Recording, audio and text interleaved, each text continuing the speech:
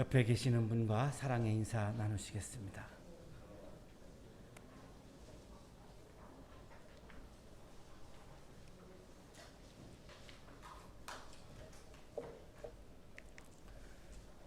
문화인류학자 김현경은 사람, 장소, 환대라고 하는 저서를 프랑스의 작가인 샤미소의 작품 그림자를 판 사나이에 나오는 주인공 슐레밀의 이야기로 이 저서를 시작을 합니다.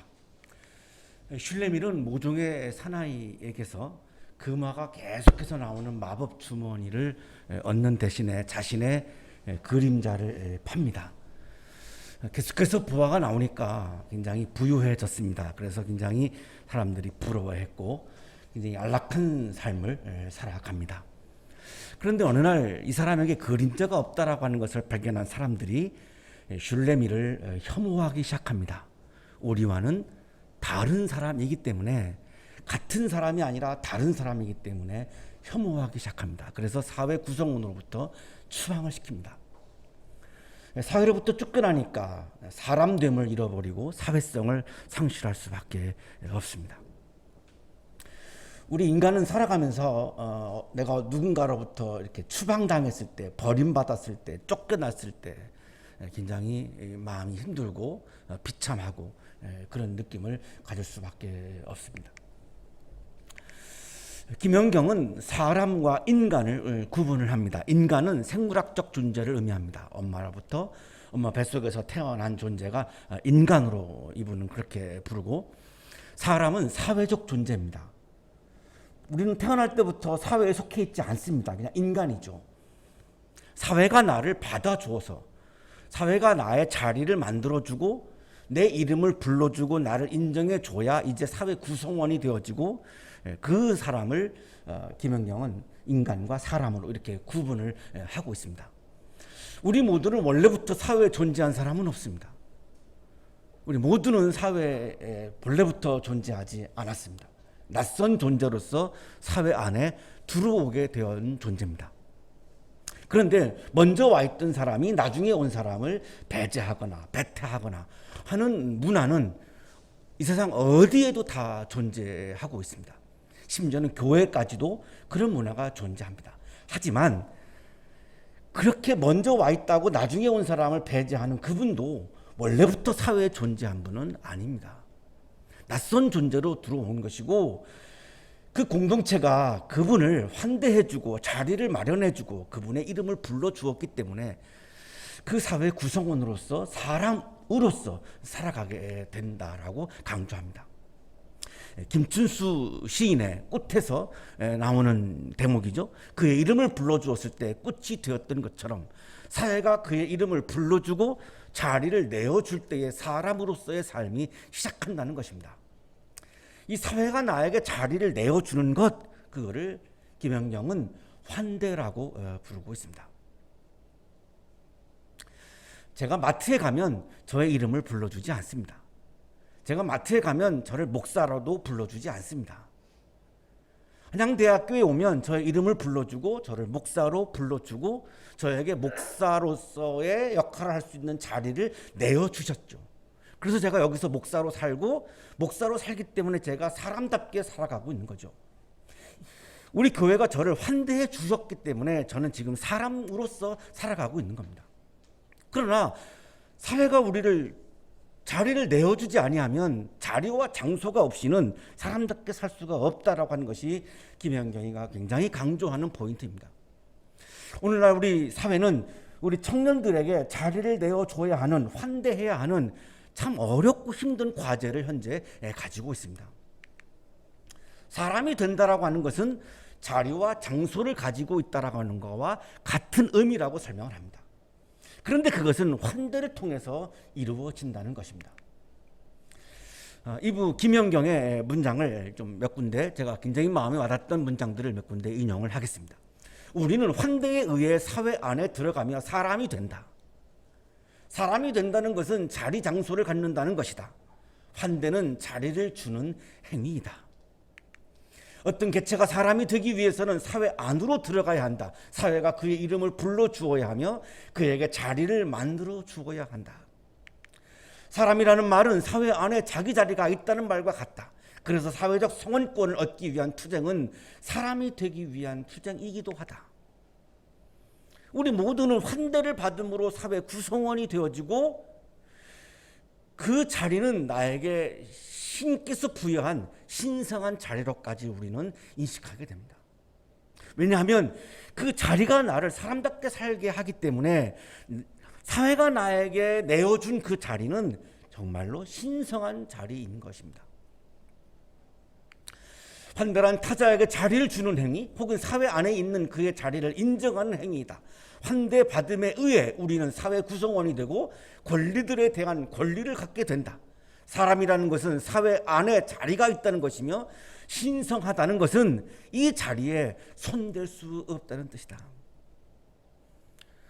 사회가 자리를 내어주어서 신성한 자리에서 내가 살아가고 있는데 어느 누군가가 나를 슐레메 같은 경우는 그림자가 없다라고 하는 이유로 오늘날 어떤 다른 이유를 들어서 그 사람을 그 자리에서 내모는 것은 신성한 자리를 빼앗는 폭력이라고 김연경은 이야기를 합니다. 누군가를 혐오하고 배제하고 배타적으로 대하는 것, 그것은 그 사람의 신성한 자리를 빼앗는 것이다. 유대인들 사회에서는 이 혐오와 배제, 배타가 굉장히 심했다라고 하는 것을 우리는 성서에서 계속 그동안 여러 번 보아왔습니다. 오늘날 21세기 오늘 살아가고 있는 오늘날에도 우리 주변에서는 어떤 이유를 들어서 그 사람을 배제하고 배타하고 혐오하는 문화는 너무나 비일비재하고 이것이 교회 안에까지도 들어와서 마치 기독교는 배타적인 종교인 것처럼 우리가 인식하기에 이르길 정도로 굉장히 어렵고 힘든 문제로 우리 과제로 우리에게 지금 남아 있습니다. 오늘 우리들의 질문은 과연 기독교는 예수님은 배타적인 분인가? 포용적인 분인가? 아니 왜 기독교는 굉장히 배타성을 지니고 있는데 자 그러면 예수님의 마음은 배타적인 마음인가? 포용적인 마음인가를 오늘 아침 우리는 묻고 있습니다. 왜냐하면 예수님의 마음이 우리들의 신앙의 기준이지 내 신앙의 강조점이 신앙의 기준이 아니기 때문입니다. 오늘의 성서일과 본문은 나의 편에 속하 있지 않은 사람, 나의 그룹에 속하 있지 않은 사람, 나의 진영에 속하지 않은 사람, 그 사람이 예수님의 이름으로 하나님의 나라를 이루어가는 일에 참여할 때에 그들을 혐오하고 배제하지 말고 환대하라고 하는 예수님의 말씀입니다.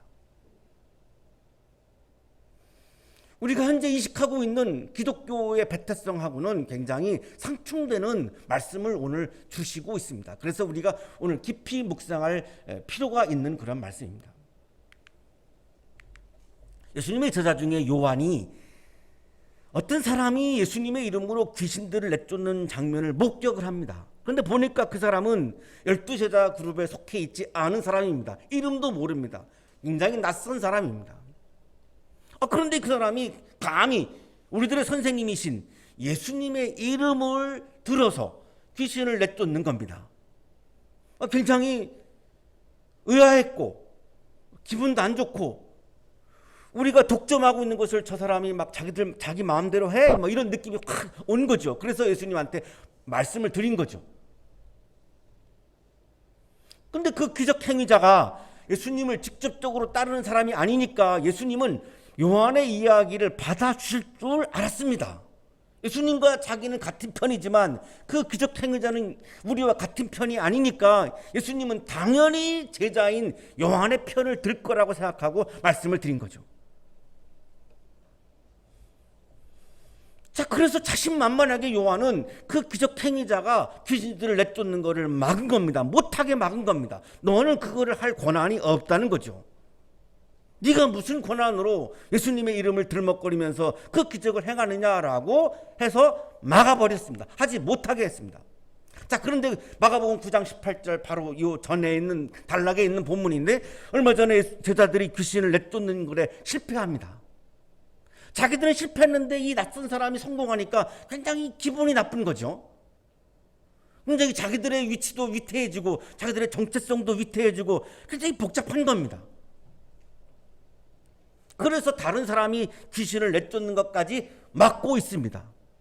그럼 자기들은 못하면서 남이 하는 것을 막아버리면 문제는 뭐냐면 귀신 들린 사람이 행복을 회복할 수 없다는 점이죠.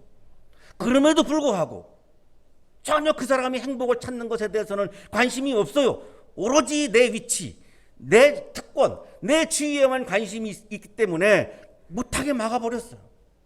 자기도 못하고 남도 못하게 하면 귀신 들린 사람은 어떻게 하라는 겁니까? 전혀 타자의 행복에 대해서, 기쁨에 대해서 관심이 없는 모습을 지금 이 요한과 제자들이 보여주고 있습니다. 그리고 이것은 자기들만 해야 되는 거지 다른 사람에게 이것을 내어주기 싫은 겁니다. 귀신을 내쫓는 자리를 내어주지 않겠다는 것입니다. 이 자리는 내가 독점하겠다는 것입니다. 이거를 김연경은 환대가 아닌 배제와 혐오라고 지금 강조하고 있는 거죠. 귀신을 내쫓는 것은 하나님이 당연히 기뻐하시는 일입니다. 귀신이 들린 사람의 생명을 살리는 일입니다.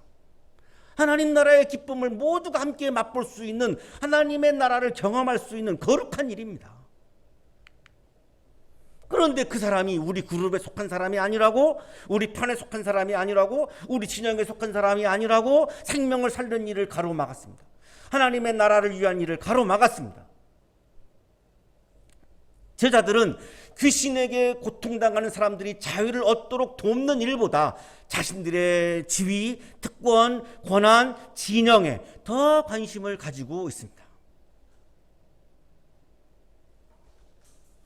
만일 여기서 예수님이 제자들의 이야기에 동의했다면 기독교는 배타적인 종교다라고 하는 것이 맞습니다. 그러나 오늘 본문은 이 제자들의 이 보고에 대해서 예수님의 답변을 보면 예수님은 이거를 받아들이지 않습니다. 하나님의 기쁨보다 내가 속한 그룹이 더 중요하다, 사람의 생명보다 내가 속한 진영이 더 중요하다, 하나님의 나라보다 내가 속해 있는 나의 나라가 더 중요하다, 이러한 생각은 예수님의 이름을 독점하려고 하는 특권의식에서 나온 것이고 예수님은 그거를 인정하지 않습니다. 내 이름을 왜 너희들이 독점하려고 하니? 내 이름은 모든 인류를 구원하기 위한 것인데 왜 너희들이 그걸 독점하려고 하니? 예수님의 제자들은 교만과 순혈주의에 빠져서 다른 그리스도께 속한 사람을 인정하지 않으려고 합니다. 나는 그리스도께 속한 사람이지만 너는 그리스도께 속한 사람이 아니잖아. 왜? 너하고 나하고는 다르잖아. 그러니 내가 그리스도께 속한 사람이라면 너는 그리스도께 속한 사람이 아니지라고 하는 그런 판단이죠. 그리스도께 속한 사람이냐 속하지 않은 사람을 제자들은 자신들이 결정하려고 합니다. 주인공이 누구죠? 그리스도께 속한 사람이냐 속하지 않은 사람이냐의 주인은 그리스도입니다. 그럼 그 결정은 그리스도께서 하시도록 우리가 열어놔야 되는 건데 내가 하려고 하면 안 되는데 이 제자들은 지금 그리스도께 속한 사람이냐 아니냐를 지금 자신들이 지금 결정하려고 하고 있습니다. 굉장히 무례한 거죠.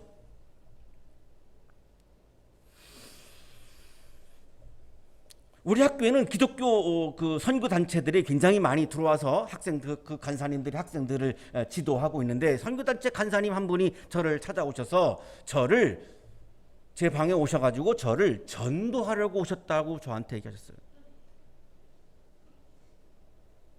그러니까 자기가 속해 있는 단체에 속해 있는 사람들의 신앙은 기독교 신앙이고 자기네들의 단체에 속해 있지 않은 이 천진에는 신앙이 없다라고 단정을 지으면서 저한테 얘기를 했어요.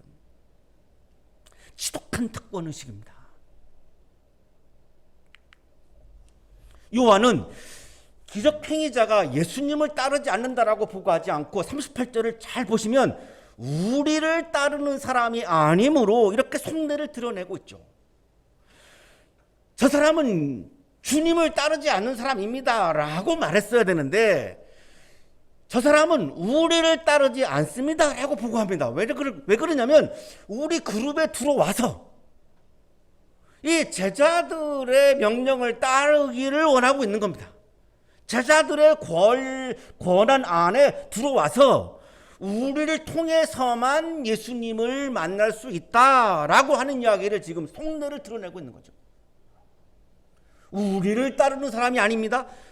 예수님을 따르는 것을 원한 것이 아니라 제자들은 제자들을 따르기를 원하고 있는 겁니다. 이것이 지독한 특권의식이죠. 드디어 예수님이 답변하십니다. 막지 말아라. 내 이름으로 기적을 행하고 나서 쉬이 나를 욕할 사람은 아무도 없기 때문이다. 하나님께서 기뻐하시는 일을 왜 막으려고 하느냐?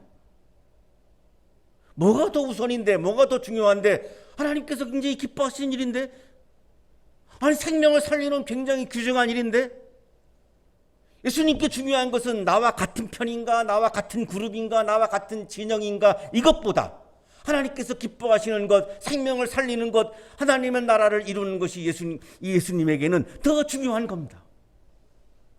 그러나 제자들은 반대죠. 하나님이 기뻐하시는 것, 생명을 살리는 것, 하나님의 나라를 이루는 것보다 내 편이냐 아니냐가 지금 더 중요한 것입니다. 예수님의 마음은 예수님을 욕하는 사람이 아니라면 예수님의 이름으로 기적을 행하는 사람에 대해서 혐오하거나 배제하거나 배타적으로 대하지 말고 환대하라고 말씀을 합니다. 주님의 말씀을 분명하게 이해하기 위해서 특정 교회 예를 들겠습니다. 이 당사자 교회 성도님들은 양해를 부탁드립니다. 여의도 순복음교회와 향림교회 설교를 들어보면 신앙의 강조점이 완전히 다릅니다. 달라도 너무너무 다릅니다. 같은 기독교라고 보기에도 어려울 정도로 다릅니다. 그러나 두 교회 모두 예수님을 욕하지 않습니다. 두 교회 모두 다 예수님을 높입니다. 예수님을 찬양합니다. 그렇다면 나와 교회가 다르다고, 교파가 다르다고, 나와 신앙의 강구점이 다르다고 배타적으로 대하지 말고 환대하라고 주님은 말씀하는 겁니다.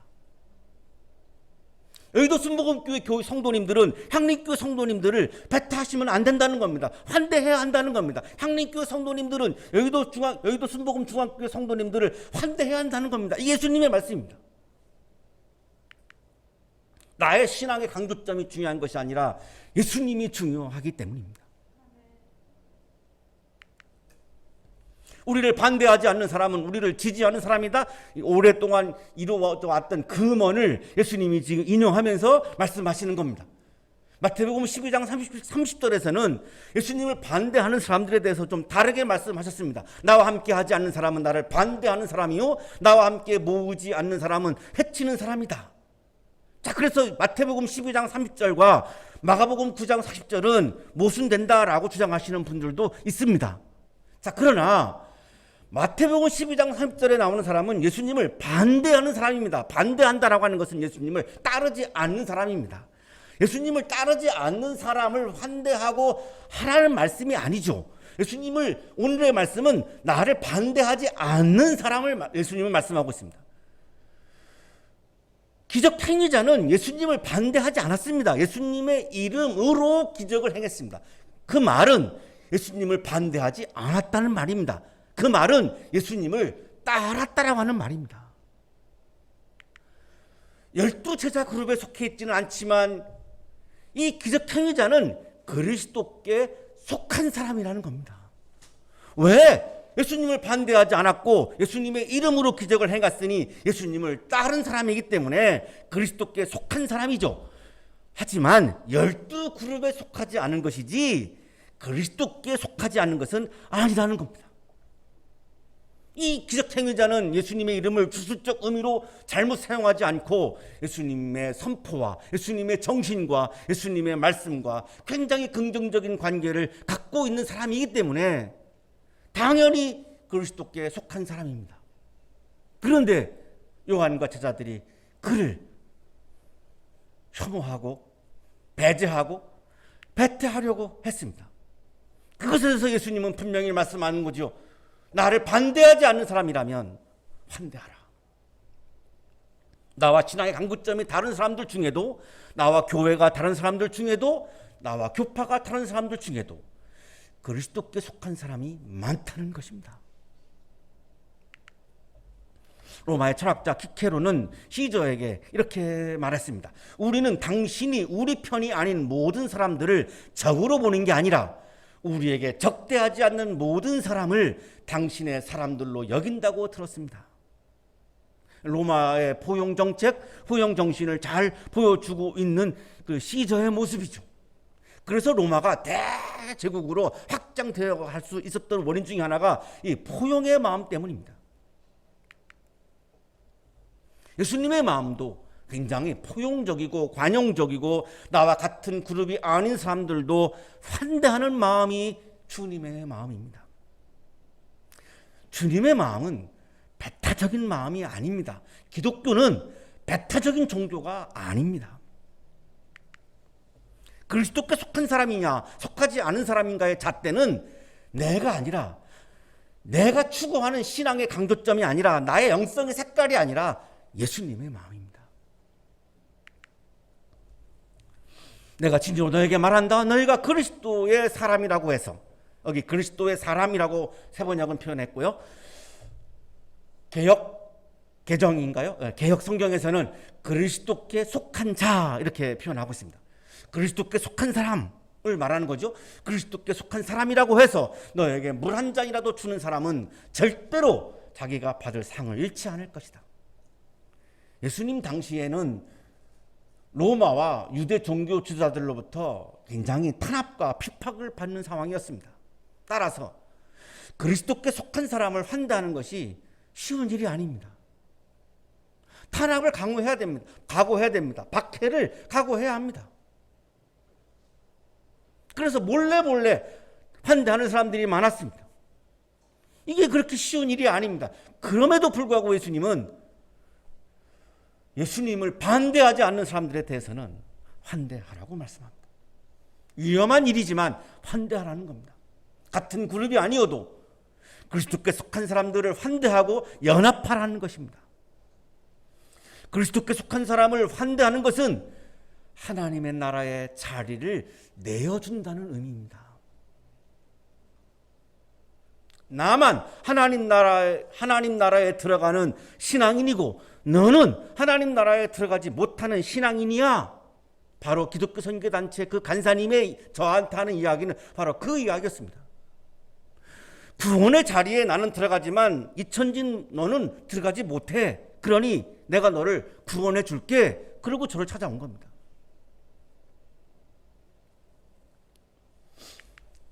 그리스도께 속한 사람을 환대하는 사람은 하나님의 상을 받는다고 말씀합니다.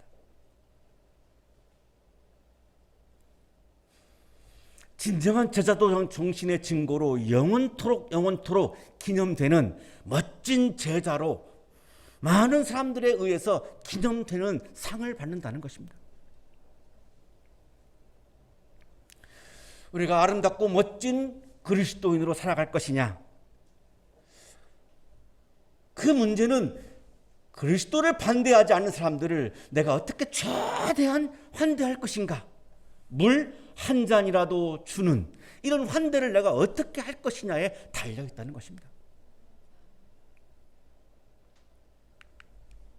사랑하는 한양가족 여러분, 나와 영성의 색깔이 달라도, 나와 그룹이 달라도 예수님을 따르고 하나님의 나라를 위해서 헌신하는 그리스도께 속한 사람들을 인정하고 환대하라고 주님은 말씀합니다.